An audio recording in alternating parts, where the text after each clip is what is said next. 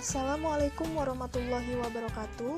Perkenalkan, nama saya Baik Karunia Dwi Cahya, NIM D1A020097 dari kelas Hukum Acara MK B1. Pada kesempatan kali ini, saya akan menjelaskan berkaitan dengan beban pembuktian dan macam-macam alat bukti dalam hukum acara MK. Adakah yang tahu apa itu beban pembuktian? Dalam beban pembuktian, terdapat teori pembuktian pada proses peradilan, di antaranya yaitu 1. Teori afirmatif adalah teori yang menyatakan bahwa beban pembuktian dibebankan kepada pihak yang mendalilkan sesuatu, bukan kepada pihak yang mengingkari atau membantah sesuatu.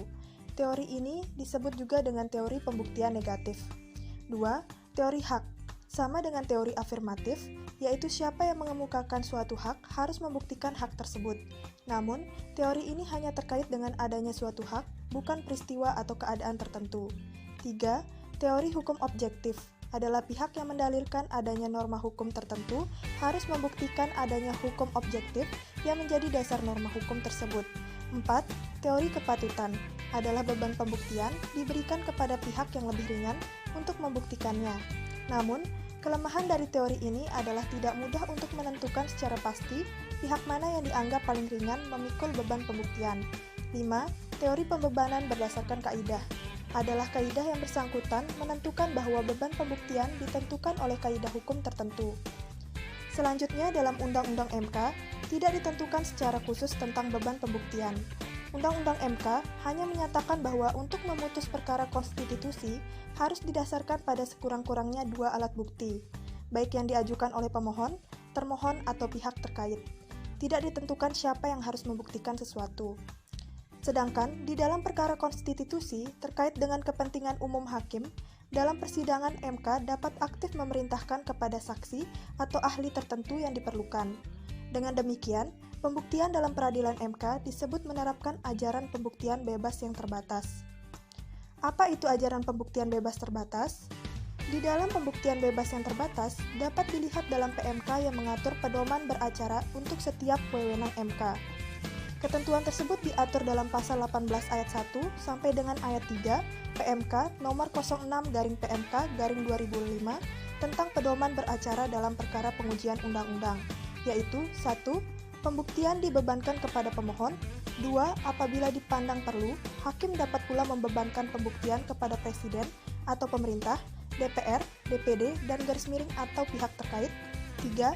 Presiden atau pemerintah, DPR, DPD, dan garis miring atau pihak terkait dapat mengajukan bukti sebaliknya. Sedangkan perkara sengketa kewenangan antar lembaga negara diatur dalam pasal 16 PMK nomor 08/PMK/2006 tentang pedoman beracara dalam sengketa kewenangan konstitusional lembaga negara, yaitu 1. Beban pembuktian berada pada pihak pemohon. 2. Dalam hal terdapat alasan cukup kuat, majelis hakim dapat membebankan pembuktian kepada pihak termohon. 3. Majelis hakim dapat meminta pihak terkait untuk memberikan keterangan dan garis miring atau mengajukan alat bukti lainnya. Selanjutnya, adakah yang tahu apa saja alat bukti tersebut? Alat bukti, sebagaimana diatur dalam pasal 36 ayat 1 Undang-Undang Nomor 24 Tahun 2003 meliputi 1. Surat atau tulisan, 2. Keterangan saksi, 3. Keterangan ahli, 4. Keterangan para pihak, 5. Petunjuk, dan 6. Alat bukti lain berupa informasi yang diucapkan, dikirimkan, diterima, atau disimpan secara elektronik dengan alat optik atau serupa dengan itu. Alat-alat bukti tersebut akan dijelaskan lebih detail pada pembahasan berikutnya. 1. Surat atau tulisan adalah alat bukti tertulis pada umumnya berupa tulisan, yaitu bukti atas suatu transaksi yang dilakukan, atau surat dan jenis tulisan yang dapat dijadikan dalam proses pembuktian, seperti surat menyurat, kuintasi, dan catatan-catatan. Selain itu juga dikenal adanya akte sebagai tulisan yang sengaja dibuat untuk membuktikan suatu peristiwa dan ditandatangani. Terdapat 2 jenis akte, di antaranya yaitu akte di bawah tangan dan akte otentik. Dalam hukum acara MK, semua kategori bukti tertulis berlaku dalam hukum perdata, pidana, maupun tata usaha negara yang juga berlaku, bahkan lebih luas sesuai dengan jenis perkara yang ditangani. 2. Keterangan saksi adalah keterangan yang diberikan oleh seseorang yang mengetahui, melihat, merasakan, atau bahkan mengalami sendiri suatu peristiwa yang terkait dengan perkara yang diperiksa oleh majelis hakim. Misalnya dalam perkara pengujian undang-undang, Keterangan saksi pada umumnya diperlukan dalam hal membuktikan legal standing pemohon, yaitu terkait dengan telah adanya peristiwa sebagai bentuk kerugian hak dan atau kewenangan yang dimohonkan karena adanya ketentuan undang-undang yang dimohonkan. Dalam proses peradilan MK, keterangan saksi tentu juga harus didukung dengan alat bukti lain.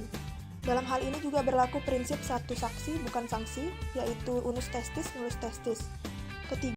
Ketiga, keterangan ahli adalah pendapat yang disampaikan seseorang di bawah sumpah dalam pemeriksaan persidangan mengenai suatu hal terkait dengan perkara yang diperiksa sesuai dengan keahlian berdasarkan pengetahuan dan pengalaman yang dimiliki.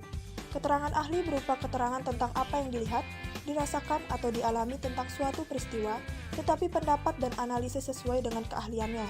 Keterangan ahli dapat disampaikan secara lisan dan garis miring atau tertulis yang akan menjadi bahan masukan pertimbangan bagi hakim konstitusi dalam memutus perkara. 4. Keterangan para pihak adalah keterangan yang diberikan oleh pihak-pihak dalam suatu perkara, baik berkedudukan sebagai pemohon, termohon, maupun berkedudukan sebagai pihak terkait. Keterangan tersebut berupa keterangan dan tanggapan terhadap isi permohonan, baik berupa penegasan dalil-dalil, penolakan dalil-dalil yang dikemukakan, maupun berupa dukungan dengan argumentasi maupun data dan fakta. 5.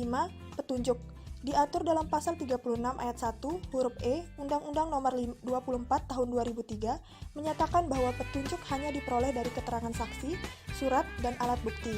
Oleh karena itu, petunjuk dalam hal ini adalah sesuatu yang didapatkan oleh hakim dari isi keterangan saksi, surat, dan alat bukti lain yang saling mendukung atau bersesuaian. Sedangkan dalam pasal 188 KUHP, petunjuk didefinisikan sebagai perbuatan, kejadian atau keadaan yang karena persesuaiannya, baik antara yang satu dengan yang lain, maupun dengan tindak pidana itu sendiri, menandakan telah terjadi suatu tindak pidana dan siapa pelakunya. 6. Informasi elektronik. Sebagaimana diatur dalam pasal 36 ayat 1 huruf F, Undang-Undang Nomor 24 Tahun 2003 menyebutkan salah satu alat bukti adalah alat bukti lain berupa informasi yang diucapkan, dikirimkan, diterima, atau disimpan secara elektronik dengan alat optik atau serupa dengan itu. Alat bukti yang dimaksud adalah informasi elektronik. Informasi elektronik adalah informasi yang diperoleh dari suatu disampaikan melalui atau disimpan dalam perangkat elektronik. Informasi ini dapat berupa surat atau bentuk tulisan lain, data komunikasi, angka-angka, suara, gambar, video, atau jenis informasi dan data lainnya. Sekian dari apa yang dapat saya sampaikan melalui pembahasan pada materi videografis kali ini. Semoga dapat bermanfaat bagi yang mendengar dan membacanya. Mohon maaf jika terdapat salah-salah kata. Terima kasih. Wassalamualaikum warahmatullahi wabarakatuh.